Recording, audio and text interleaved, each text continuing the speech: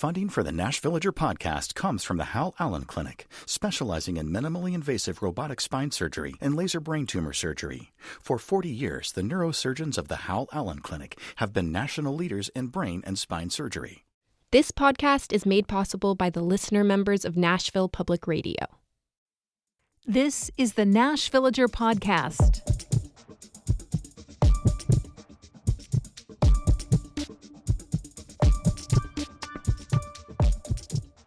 It's September 22nd, 2025.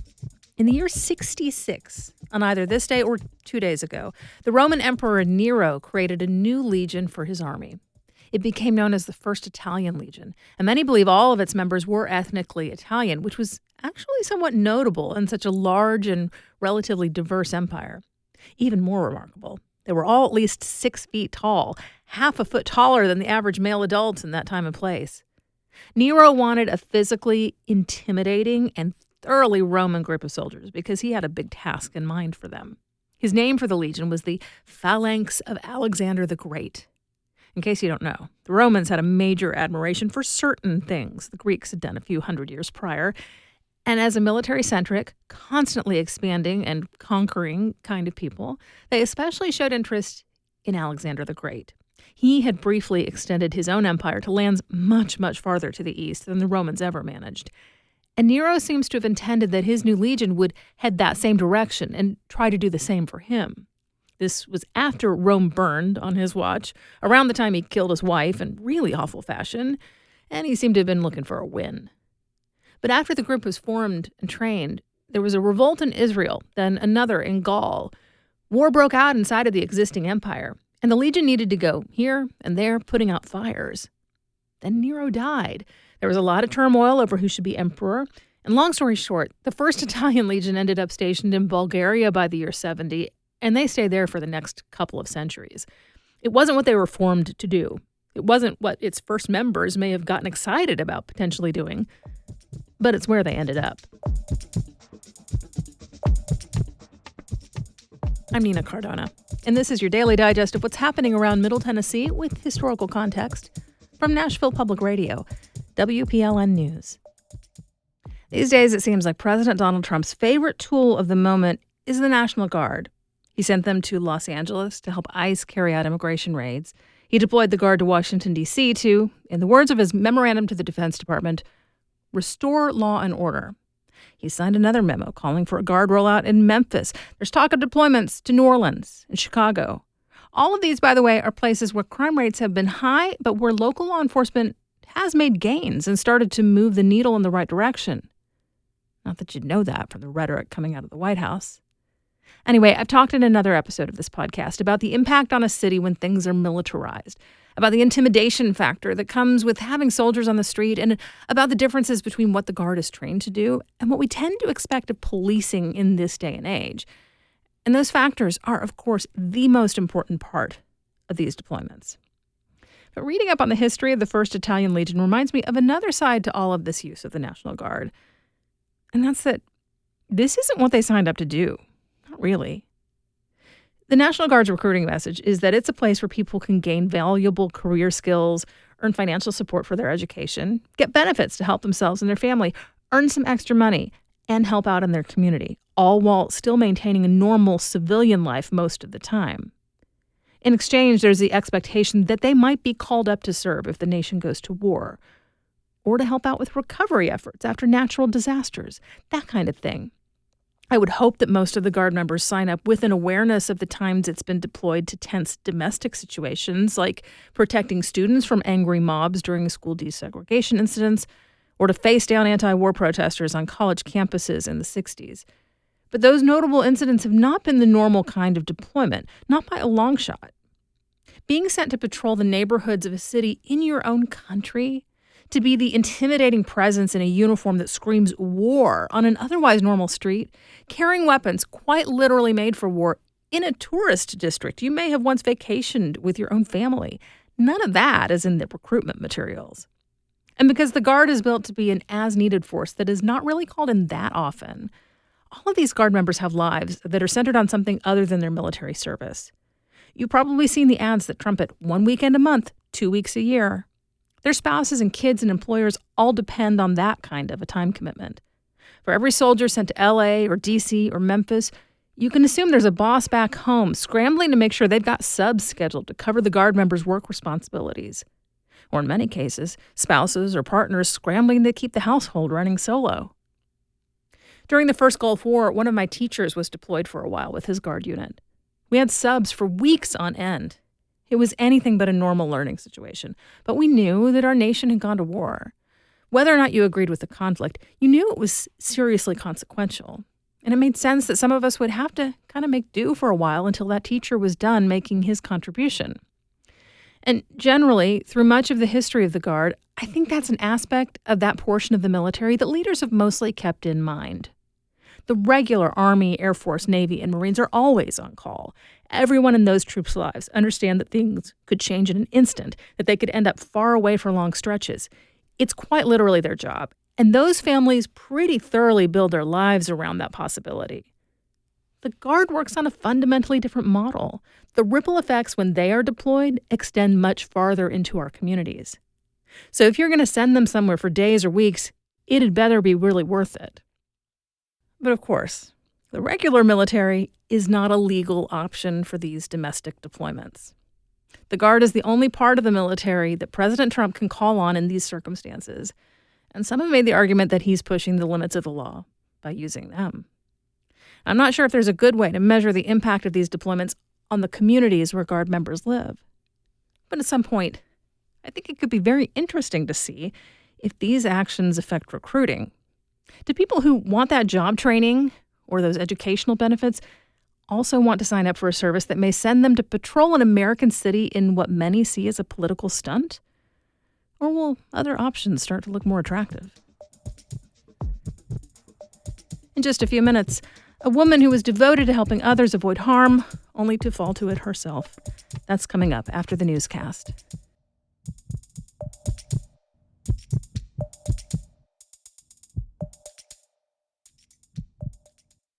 Funding for the Nashvillager podcast comes from the Hal Allen Clinic, specializing in minimally invasive robotic spine surgery and laser brain tumor surgery. For 40 years, the neurosurgeons of the Hal Allen Clinic have been national leaders in brain and spine surgery.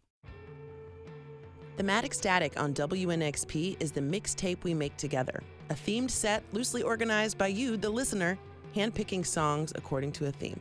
Airing first Thursdays at 9 a.m. and again Saturdays at 9 a.m., Thematic Static plucks your requests from the socials at WNXP Nashville and by voice memo at 615-320-9100. Thematic Static, the mixtape we make together, supported by United Record Pressing, only on WNXP. Here's the latest from WPLN News.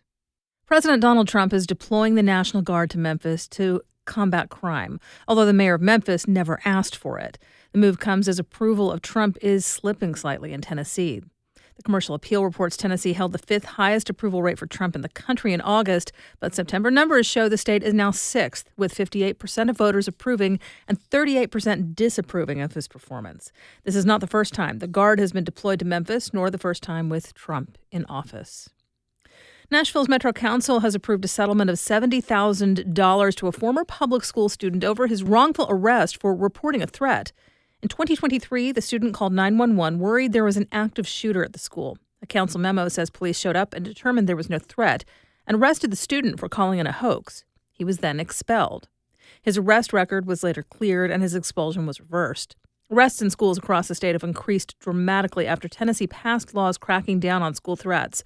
Reporting from WPLN and ProPublica found that children as young as 7 are being arrested over jokes, rumors, and misunderstandings, and that students are being handcuffed and taken to detention for threats later deemed not credible. This is not the first settlement over wrongful student arrests. A Chattanooga public charter school agreed to pay the family of an 11-year-old boy $100,000 to settle a federal lawsuit claiming that it wrongfully reported the student to police for an alleged threat of mass violence. Meharry Medical College announced a nonviolent hate crime occurred on its campus last week. WPLN's health reporter Catherine Sweeney tells us an unsettling slur was plastered on a campus building. The threatening message reads, "N-words should die." A still unidentified person wrote it on a remote part of the parking garage on Albion Street. That also houses parking for Nashville General Hospital and a VA clinic. President and CEO Dr. James Hildreth's statement reads in part, "We do not tolerate hate and will fiercely defend the welfare and dignity of our community. This abhorrent act will not shake who we are, and have been, for almost 150 years." Meharry was founded in 1876 and is one of the oldest medical schools in the country. For decades, Meharry and Howard University were the only medical schools in the country that trained Black doctors. Catherine Sweeney, WPLN News. This month, several HBCUs have gone on lockdown due to threats. The schools include Alabama State University and Spelman College in Atlanta. Dolly Parton's downtown hotel project has cleared another hurdle. The legendary country singer is looking to open the Songteller Hotel next year. Last week, Nashville's Metro Council advanced a lease swap involving the hotel. Per the deal, the city would lease Commerce Street Park, a small plaza owned by Metro, to the hotel, so it could build a gift shop and outdoor plaza. In exchange, the hotel's developer would construct an underground fire station for the city's fire department. There was some friction among council members. Some said the city should not give up park space, while others took issue with the lack of revenue from the deal. Ultimately, the swap was approved on its second of 3 required readings, and the agreement will be up for final consideration by the council next month. Another nationwide economic challenge is being felt in Middle Tennessee as Nashville International Airport has revised its passenger and budget projections for the year downward. The Nashville Business Journal reports the airport authority has trimmed back passenger expectations twice this fiscal year. It comes as foreign tourism slumps. Instead of 4% growth compared to last year, the airport now expects 1% growth. February saw a significant dip, the first such drop in 4 years. Nashville's airport has steadily set records, and leadership has more than doubled its growth forecast for the coming decade. That long-term trend has prompted major expansions, including new concourses, roads, and parking garages. The Tennessee Valley Authority is continuing repairs on the Nolichucky Dam 1 year after Hurricane Helene. The tropical storm dumped record rain. While TVA issued an alert for imminent failure at the dam, it ultimately held. The agency has been repairing the concrete and monitoring equipment. Senior manager Daryl Gwynn tells WUOT the dams were able to hold back the worst of the flooding from communities farther downstream. If TVA wasn't here, if these dams weren't here, we would see all those high inflows. We would see that coming through the city of Knoxville. So it would be devastating to the town. The TVA lowers water levels at each of its 49 dams across the Tennessee River system during high rainfall events. Gwynn says TVA's work to channel floodwaters in coordination with local emergency management agencies helped avert roughly $400 million in damages to infrastructure. This comes as the TVA recently ended its 9-month effort to remove debris deposited by Helene from the Douglas Dam. During the storm, that dam's water levels rose by more than 20 feet in 3 days. Gwynn says water released from the dam following Helene reached flow rates of 62,000 cubic feet per second. That's a new record for the federal utility. An endangered salamander was found crushed by rocks in the Great Smoky Mountains. The eastern hellbender is the largest salamander in North America, but it is a vulnerable species with a fragile habitat. The National Park Service reports that one of these amphibians was squished beneath rocks that people had moved and stacked. Hellbenders lay hundreds of eggs beneath rocks each summer and fall, so the Park Service warns that entire generations of salamanders can be lost in an instant when people disturb rocks. Saturday morning, a coalition of community members gathered at an East Nashville church. Advocates for the homeless, for public transit, clergy members all came together to build benches that will be distributed in public spaces around the city. WPLN's Paige Flager reports the effort is in response to the city removing popular benches along Korean Veterans Boulevard and outside the public library as part of a, quote, beautification effort. We've set up a little assembly line here. Pastor Robin Levitt-Owen thinks Nashvillians need more places to sit, not fewer. And the dozens of people here working agree with her. We have a station for cutting long legs. Then we have a station for people to assemble the benches. Finally, we have a paint station. These benches will be distributed in places around the city that are lacking infrastructure for people to sit and rest, like at busy bus stops and places where the city recently removed benches that the community relied on. This is born out of love for our neighbors, wanting them to be able to live comfortably in the city, but then also frustration with the city that has all the political authority to act in that way but doesn't. Owens Group is calling on the city to install seating at all WeGo bus stops by December 2027 and to keep these wooden benches in place until that can be done. Paige Flager, WPLN News. A once-in-a-century performance is in the record books for Vanderbilt's football team. The Commodores scored 70 points in a lopsided win over Georgia State this weekend. That matches a Vandy game in 1918. With that win, Vanderbilt moves up to number 18 in the nation. University of Tennessee also won big and held on to the number 15 spot in the Associated Press Top 25. You'll find more news anytime at WPLN.org. Harm reduction is one way of supporting people who use drugs, often without requiring someone to stop using. A few Tennessee nonprofits help by handing out drug testing kits and overdose reversal medication. But some services aren't legal, and that's where unsanctioned harm reductionists come in. This is Nashville's managing editor Tasha A.F. Lemley has spent time the last few years shadowing people doing this work, and here are a few vignettes of harm reductionist Miriam Field. What we're doing for a syringe bag or a safe injection kit is 20 syringes, a couple of clean cookers, and then a tourniquet. And then in every bag, I'm going to put like 2 or 3 testing strips, fentanyl testing strips. That's a kit. Miriam Field is the founder and executive director of Mainline Harm Reduction. Her work is self-funded and also supported a little bit by friends and some donations that come in because of her harm reduction videos online. For 3 years, Miriam's distributed drug use supplies across Middle Tennessee. Supplies not just including legal contraceptives, naloxone, and wound care, but paraphernalia such as crack and meth pipes and clean syringes for people who use injection drugs. Do you guys want to go up to the Hooters or the little Arby's across from Hooters? Because then we could assemble kits and people would see us there, and then we'd start getting some participants. This kind of guerrilla or underground harm reduction is controversial and often also illegal. But Miriam's not daunted. The work is just too important. From reversing overdoses to reducing the chance of spreading disease and infection. If you don't have the supplies you need, you improvise. And that's why we want to make sure they don't have to improvise that much. We head over to a location in South Nashville near the interstate.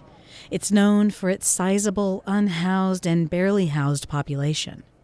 Miriam pulls over in an empty parking lot and pops the trunk of her car. Plastic tubs are filled with small brown paper sacks holding the safe use kits she's already put together. Syringes, tourniquets, and pipes. There's a gravity about her that seems to pull people in. Hey y'all, it's Mainline. You want to meet us up there? We got supplies. Slowly, folks start coming over to see what she has. Hi, how are you? I don't know if I've met you before. My name's Miriam. I'm passing out harm reduction supplies. Harm reduction? What is that? It's for people who use drugs to do so safely. Oh. You don't know anybody? Come on. Miriam says introducing herself as someone who uses drugs has helped her gain trust. In fact, she proudly shows people her own injection marks from needle use, though she says she hasn't used injection drugs in many years. People who inject drugs are very shy about saying that out loud, you know? But I'm able to show track marks and say, no. And my track marks are from doing tutorials. But I used to inject in my early 20s. But I don't inject drugs, I inject saline, but it still gives me some street cred to be like, no, look. It's okay.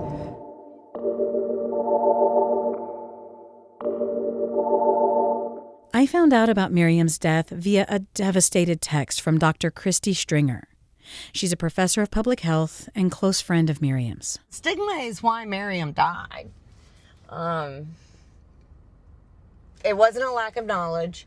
It wasn't a lack of access. Her whole house was full of Narcan. You know, important as she thought harm reduction was, at the end of the day, there was still shame that kept her from reaching out for help. Today isn't the steady stream of people coming to an open trunk like it was with Miriam. So Christy checks on a few through her open car window and moves on. A 38-year-old man called Bout That asks if there's a place he can call if he needs more supplies. Of course. And then he learns Miriam is gone. As of right now, no, because our girl that really ran this thing, she passed away. Who? She OD'd. Who? Miriam. Oh, she's going right here. Yeah. For real? Damn. Yep. Oh, It just shows that sometimes all the knowledge and all the resources in the world still can't save you. I'm sorry.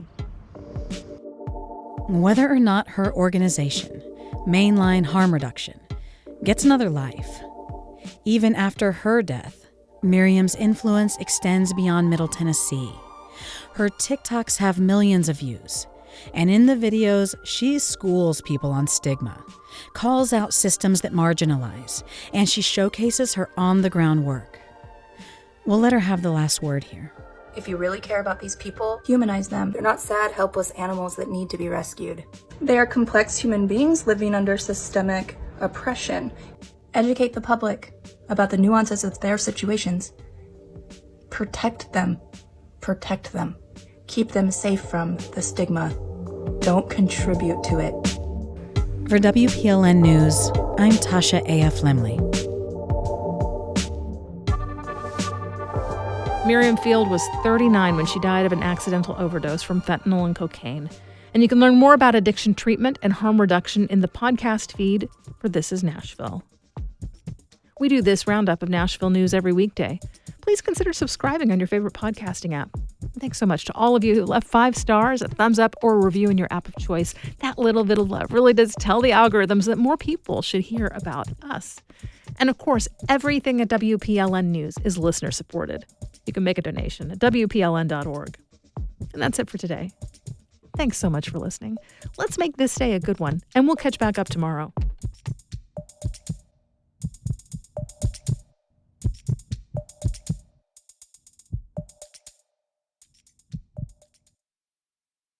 Funding for the Nash Villager podcast comes from the Hal Allen Clinic, specializing in minimally invasive robotic spine surgery and laser brain tumor surgery. For 40 years, the neurosurgeons of the Hal Allen Clinic have been national leaders in brain and spine surgery.